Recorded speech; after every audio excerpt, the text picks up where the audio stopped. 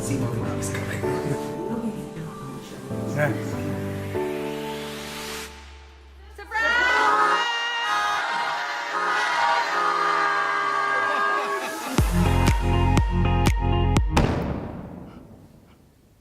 Wow. Okay, let's go back to when this all began. 1, 2, 3, then blow. Ready? Yay! That was too far back. Okay, here's what I think happened. We emailed about what to do for your surprise party in like June because you turned 30 this year and that's a big deal. Carly approached me about it and said she wanted to do something nice for her husband's and my best friend's 30th birthday party. So I figured you love breakfast, let's do something brunch related. And then I know that the studio space is a good space. She wanted to know if she could do it at my event space and if I would help her fool Joe into thinking that this was something that he wasn't coming to. I wanted to come up with something that Joseph would commit to, and all I could think of was that he would shoot something for Ross. So the lie we came up with was that Joe was going to help me make a promo video for my recording studio. I knew that the first thing that Joseph would do when he was asked by Ross would be to open the shared calendar and see what was going on that day. And so I had already put in the shared calendar that I was going to a baby show. Ross asked me to do a shoot, and I said no. Ross came back to me and said, he said no, he has something that day. I have everything already planned. And I thought, what the hell does he have that day? He doesn't have anything. I thought I was going to a baby show with Carly.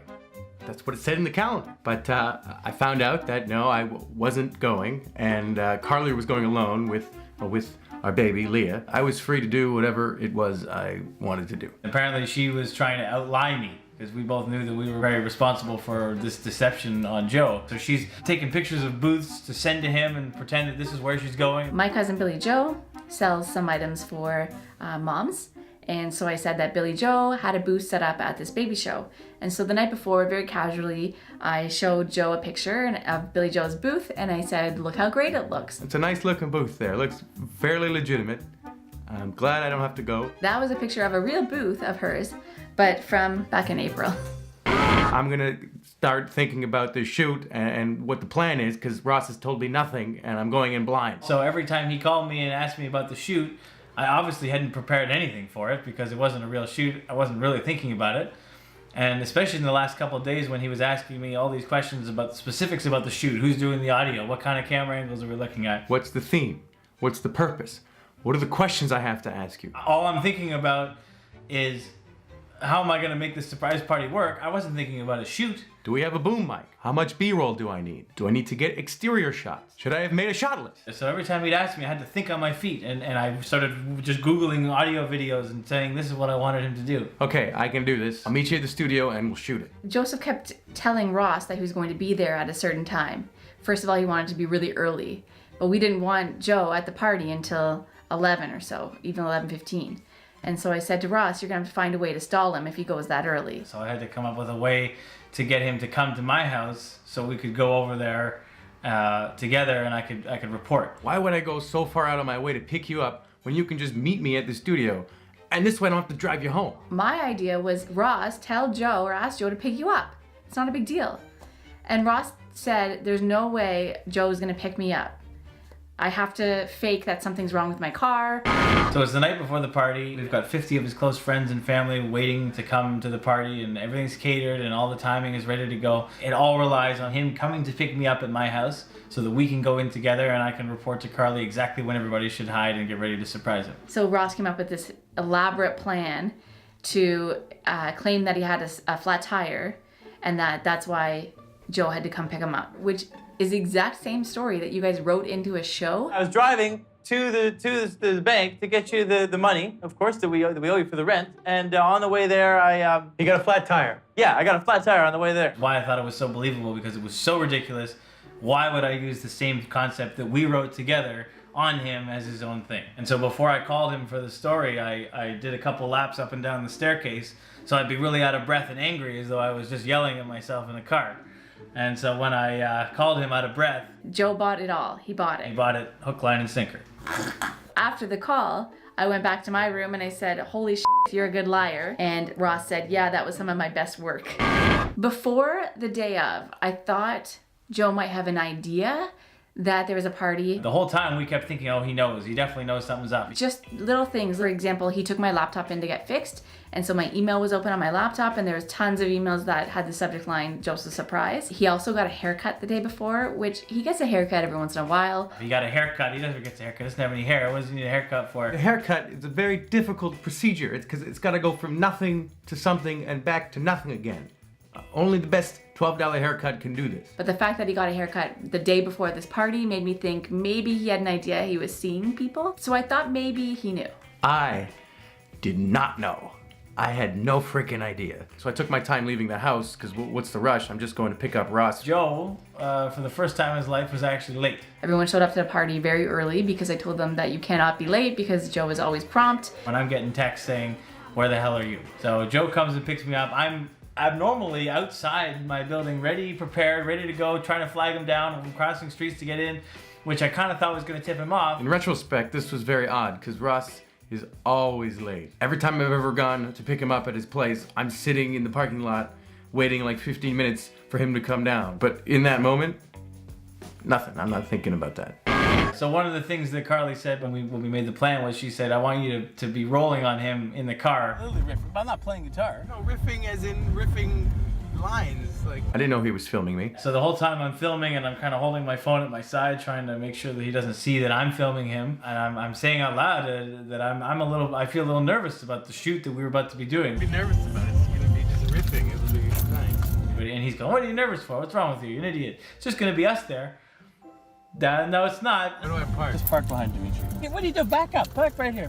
Back up. At this point, I still had absolutely no idea what was about to happen. I didn't know that there was 50 people waiting inside to surprise me. All I thought it was just Ross and I going into a studio to film a video. Joseph showed up at the venue with Ross. We figured that Ross would tell him, you know, leave your stuff in the car, let's go in and check it out. A lot of stuff we gotta bring in. Okay, what do we got? I made sure that he brought every possible thing he could have out of the trunk, and the light stands, all the things I knew that he wouldn't need, but we really wanted to make the illusion real. We look at the window. Joe and Ross are unloading all of the equipment, and I mean like armfuls of equipment. He is? No. That's even better. That's even better. Yeah, why don't you bring some more stuff? You don't need lights.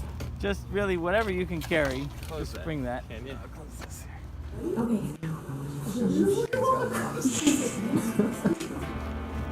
Yeah. Here it comes. Have you friend? You see Ross?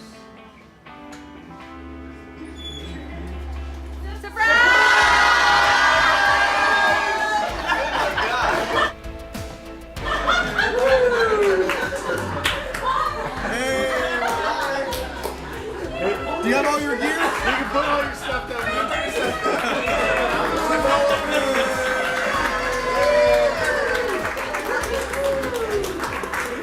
I was so shocked, legitimately surprised. It's great. Happy 30th. Are we not filming this thing? Nothing. No, we're not. Damn it.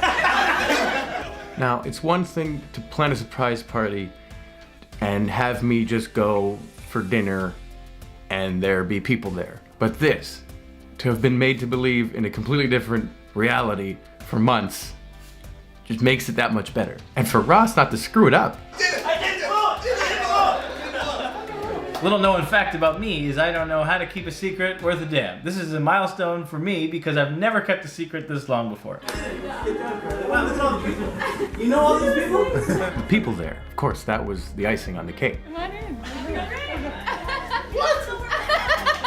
There's Buffalo people? Buffalo in the house. Holy shit. Just seeing everyone you know from different parts of your life and they're all in the same room together, truly a surprise.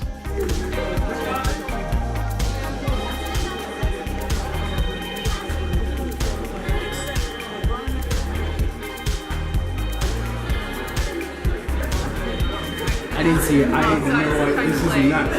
This is great. Look at the food. Breakfast, free breakfast. What? Isn't she the best? You did it all. How did she do it? I just had a baby.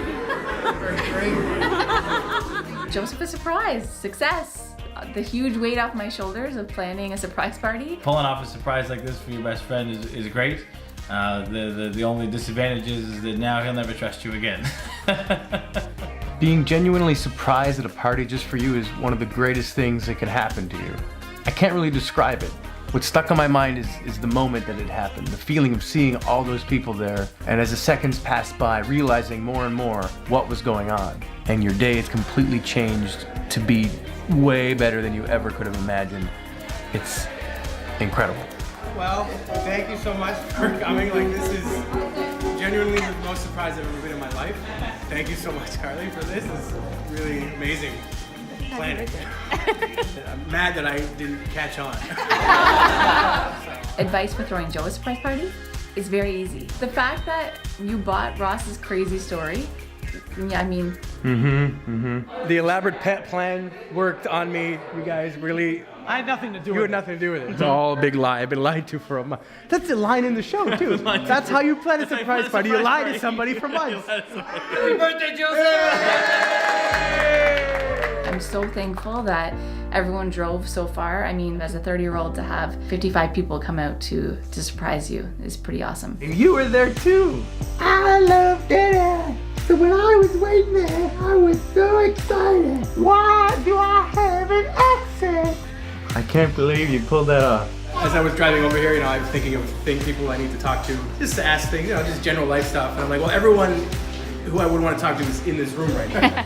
Thank you so much for coming. Let's eat a cake.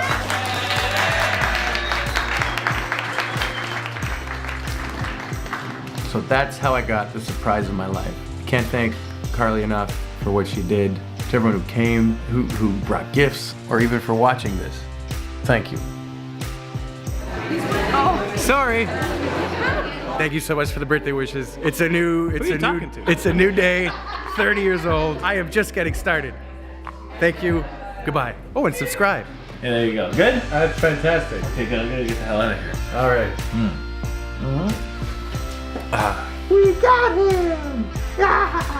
Bye-bye.